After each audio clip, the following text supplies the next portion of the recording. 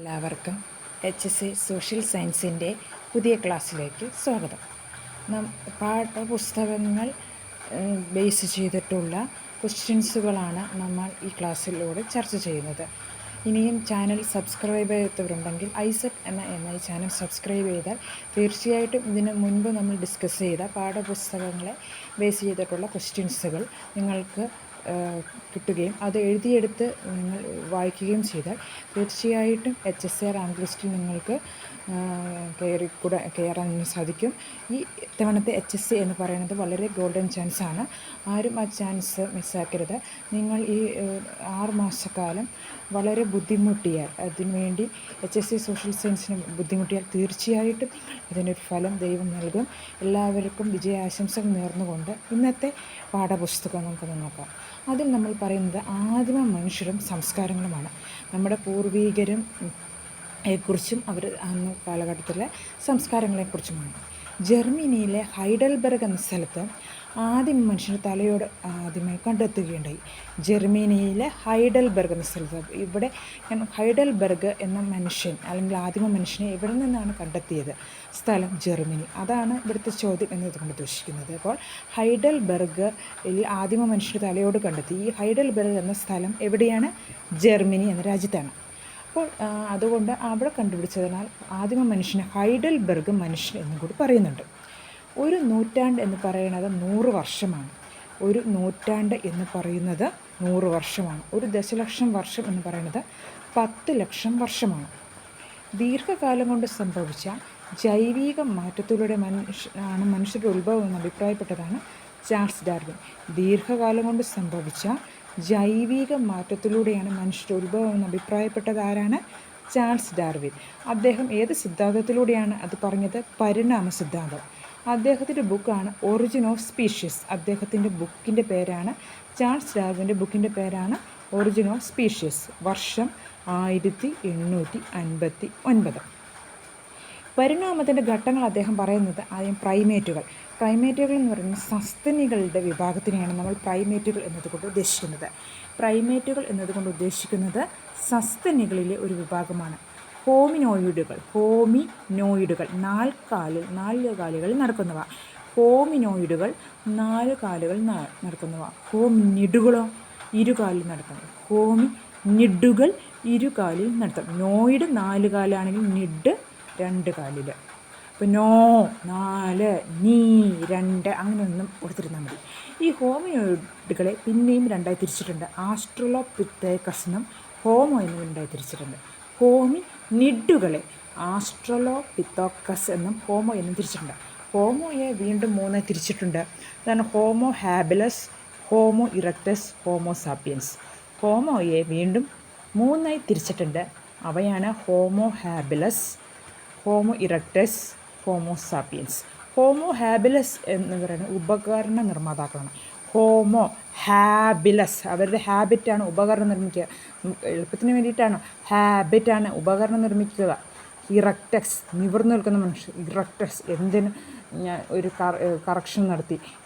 നിവർന്നു നിൽക്കുന്ന മനുഷ്യർ, ഒരു തെറ്റും ചെയ്ത് നിവർന്നു നിൽക്കുന്ന മനുഷ്യർ എന്നതൊക്കെ കൊണ്ട് ഞാൻ നിങ്ങൾക്കൊരു ക്ലൂ തന്നതാണ് കേട്ടോ. ഹോമോ സാപ്പിയൻസ് ബുദ്ധിയുള്ളവർ, സാപ്പിയൻസ് ബുദ്ധിയുള്ള മനുഷ്യർ. അപ്പോൾ ഹോമോ ഹാബിലസ് ഉപകരണ നിർമ്മാതാക്കൾ, ഹോമോ ഇറക്ടസ് നിവർന്നു നിൽക്കുന്ന മനുഷ്യർ, ഹോമോ സാപ്പിയൻസ് ബുദ്ധിയുള്ളവർ.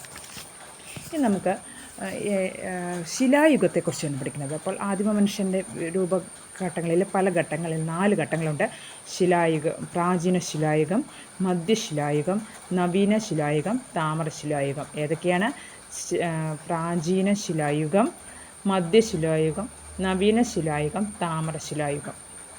ശിലായുഗം, പ്രാചീന ശിലായുഗം 2000 BC മുതൽ 8000 BC വരെയാണ്. അപ്പോൾ പ്രാചീന ശിലായുഗം എന്നതുകൊണ്ട് വെറുതെ പറയുകയാണെങ്കിൽ നമ്മൾ ഉദ്ദേശിക്കുന്നത് പ്രാചീനമായിരിക്കും കേട്ടോ.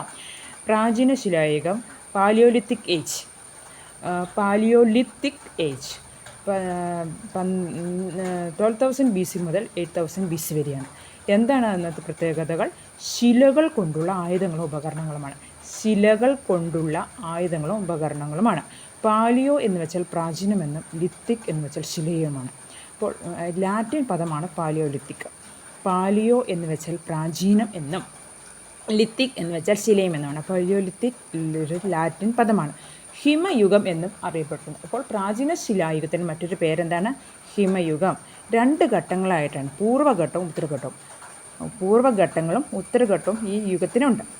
ആഫ്രിക്കയിൽ താമസിച്ചിരുന്നവർ അറിയപ്പെട്ടിരുന്നത് സിൻജൻ ത്രോപ്പസ് എന്നായിരുന്നു. ആഫ്രിക്കയിൽ താമസിച്ചിരുന്നവർ അറിയപ്പെട്ടിരുന്നത് സിൻജൻ ത്രോപ്പസ്. ജർമ്മനിയിൽ താമസിച്ചിരുന്നവർ അറിയപ്പെട്ടിരുന്നത് നിയാൻഡർതാൽ.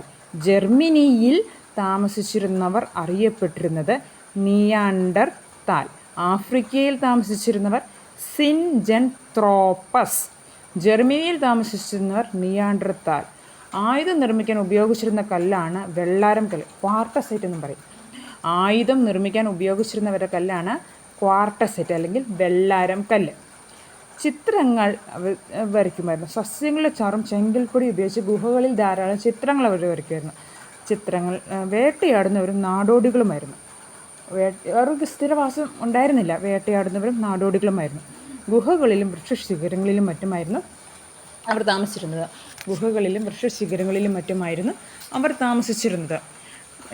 അതിൻ്റെ തെളിവുകൾ കിട്ടുന്ന ഗുഹാചിത്രങ്ങളാണ് സംഘനൃത്തം, വേട്ടയാടൽ. അപ്പോൾ ആ കാലഘട്ടത്തിൽ സംഘനൃത്തങ്ങൾ ചെയ്തിരുന്നു, വേട്ടയാടൽ ചെയ്തിരുന്നു എന്നീ ഗുഹാചിത്രങ്ങൾ കണ്ടുപിടിച്ചതാണ് മധ്യപ്രദേശിലെ ഭിംബേടക. അപ്പോൾ പ്രാചീന ശിലായുഗത്തിൻ്റെ ഒരു വലിയ കേന്ദ്രമാണ് മധ്യപ്രദേശിലെ ഭിംബേടക. കാട്ടുപന്നി ആ കാലത്തുണ്ടായിരുന്നു. Altamira Spain. പിന്നെ കാള, കുതിരമാൻ എന്നിവയുടെ ചിത്രങ്ങൾ കണ്ടുപിടിച്ച ലാസ്കോ ഫ്രാൻസിലാണ്. കാള, കുതിരമാൻ. കാട്ടുപോത്ത് ഷോവെ ഫ്രാൻസിൽ കാട്ടുപോത്ത്. അപ്പോൾ ഇവയെല്ലാം ഗുഹാചിത്രങ്ങളിൽ ഉണ്ടായിരുന്നെങ്കിൽ ആ കാലഘട്ടത്തിൽ ഉണ്ടായിരുന്ന മൃഗങ്ങളും ഇതായിരുന്നു.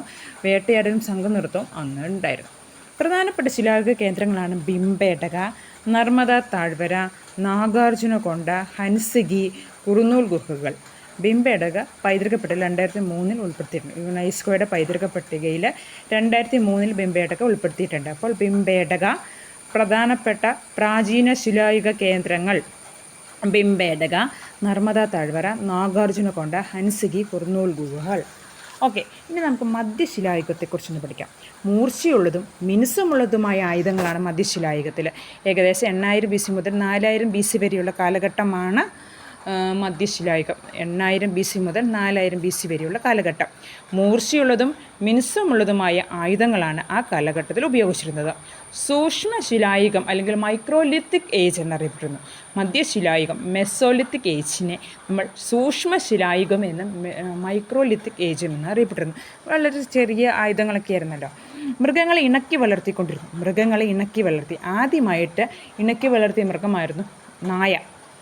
ആ കാലഘട്ടത്തിൽ വംശനാശം സംഭവിച്ചൊരു ജീവിയാണ് മാമത്ത്.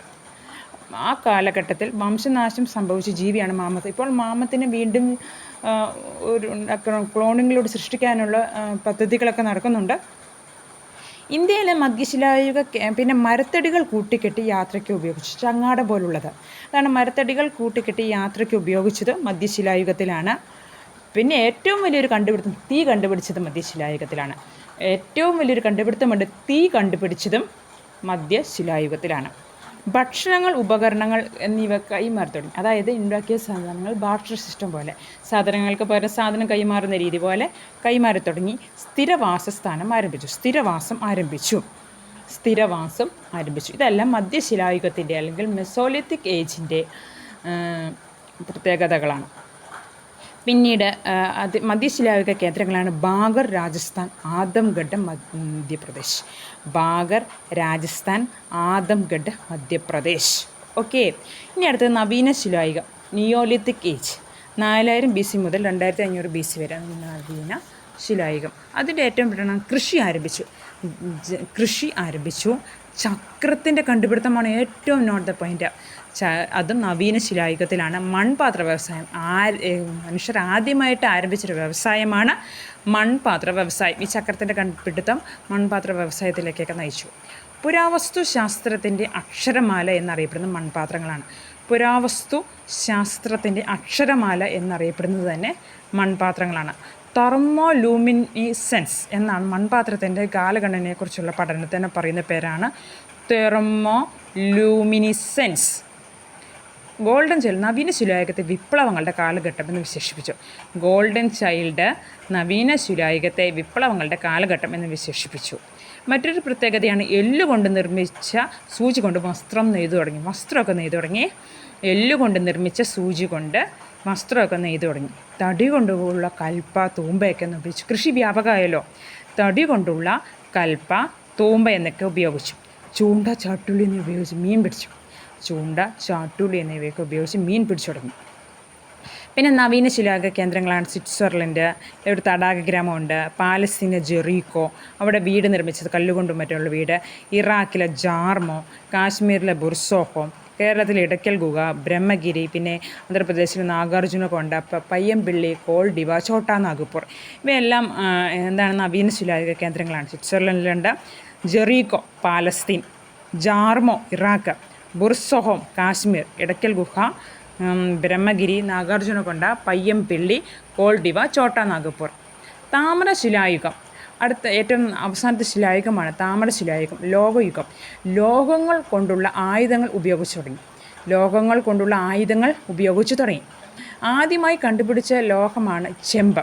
മനുഷ്യൻ ആദ്യമായി കണ്ടുപിടിച്ചത് കോപ്പർ അഥവാ ചെമ്പാണ്. ലോകസങ്കരം, മനുഷ്യൻ ആദ്യമായി കണ്ടുപിടിച്ച ലോകസങ്കരം വെങ്കലം അല്ലെങ്കിൽ ബ്രോൺസ് എന്ന് പറയും. എന്തിൻ്റെയൊക്കെ ലോകസങ്കരമാണ്? കോപ്പറും ടിന്നും ചേർന്ന ലോകസങ്കരമാണ് കേട്ടോ. ലോകസങ്കരം മനുഷ്യൻ ആദ്യമായി കണ്ടുപിടിച്ച ലോകസങ്കരം വെങ്കലം, ബ്രോൺസ്, കോപ്പറും ടിന്നും ചേർന്നിട്ടുള്ളത്. എഴുത്തുവിദ്യ താമരശിലായുഗത്തിലാണ് രൂപപ്പെട്ടത്. ലോഹങ്ങളിലേക്ക് എഴുതാനും എഴുത്തുവിദ്യ രൂപപ്പെട്ടു. നഗരജീവിതത്തിന് തുടക്കം കുറിച്ചു. ചിത്രങ്ങളോട് കൂടിയ മൺപാത്രങ്ങൾ കണ്ടുപിടിക്കപ്പെട്ടു. കറുപ്പും ചുവപ്പും കലർന്ന ധാരാളം മൺപാത്രങ്ങൾ ഇപ്പോഴും പല സ്ഥലങ്ങളിലും നടക്കുന്നുണ്ട്, എക്സ്കവേഷൻസ് നടക്കുന്നുണ്ട്. ഇത്തരത്തിലുള്ള മൺപാത്രങ്ങളൊക്കെ കണ്ടുപിടിക്കപ്പെടുന്നുണ്ട് നമ്മുടെ ഇടുക്കി ഭാഗങ്ങളിലൊക്കെ. കറുപ്പ് ചുവപ്പ് കലർന്ന മൺപാത്രങ്ങൾ. ഓക്കെ, താമരശിലായുഗ കേന്ദ്രങ്ങൾ മെഹർഗഡ്, ബലൂചിസ്ഥാൻ; ചാദിൽ ഹയ്യൂക്ക്, തുർക്കി; ഗംഗാ സമതലം മുതൽ ഛോട്ടാ നാഗ്പൂർ പീഠഭൂമി വരെ ഉണ്ടായിരുന്നു. താമരശിലായുഗ കേന്ദ്രങ്ങൾ മെഹർഗഡ്, ബലൂചിസ്ഥാൻ; ചാദൽ ഹയ്യൂക്ക്, തുർക്കി; ഗംഗാ സമതലം മുതൽ ഛോട്ടാ നാഗ്പൂർ പീഠഭൂമി വരെ ഒക്കെ വ്യാപിക്കപ്പെട്ടു. അപ്പോൾ ഇതെല്ലാമാണ് പ്രധാനപ്പെട്ട നമ്മുടെ ഇന്നത്തെ പാഠപുസ്തകത്തിൽ നമ്മൾ ഡിസ്കസ് ചെയ്തത് ശിലായുഗ കേന്ദ്രങ്ങളും ആദിമ മനുഷ്യൻ്റെ സംസ്കാരങ്ങൾ. ഇനിയും നമുക്ക് ടെക്സ്റ്റ് ബുക്കിലെ മെസോപ്പൊട്ടോമിയൻ, ഈജിപ്ഷ്യൻ സംസ്കാരങ്ങൾ മറ്റൊരു ക്ലാസ്സിൽ ചർച്ച ചെയ്യുന്നത് വരെ ഇതുവരെയുള്ള നോട്ടുകൾ നിങ്ങൾ കുറിക്കുകയും അതോടൊപ്പം വായിക്കുകയും ചെയ്തു കഴിഞ്ഞാൽ തീർച്ചയായിട്ടും നിങ്ങൾക്ക് HSA റാങ്ക് ലിസ്റ്റിലെത്താൻ കഴിയുമെന്ന് ഞാൻ ഉറപ്പ് നൽകുന്നു. നോട്ട്സുകൾക്ക് ലഭ്യമാണെങ്കിൽ തീർച്ചയായിട്ടും ഐസക് എന്ന ചാനൽ സബ്സ്ക്രൈബ് ചെയ്യേണ്ടതാണ്. യൂറോപ്യന്മാരുടെ ആഗമനം, ജോഗ്രഫി, പൊളിറ്റിക്സ് എല്ലാ വിഷയങ്ങളും നമ്മൾ ഇവിടെ ഡിസ്കസ് ചെയ്യുന്നുണ്ട്. ടീച്ചിങ് ആപ്റ്റിറ്റ്യൂഡുകൾ നമ്മൾ കുറച്ച് കഴിയുമ്പോൾ ക്ലാസ്സുകൾ ഡിസ്കസ് ചെയ്യുന്നതാണ്, സൈക്കോളജി ഉൾപ്പെടെ. അപ്പോൾ എല്ലാവരെയും ഒരിക്കൽ കൂടി ആശംസകളോടെ ഇന്നത്തെ ക്ലാസ്സുകൾ നിർത്തുന്നു.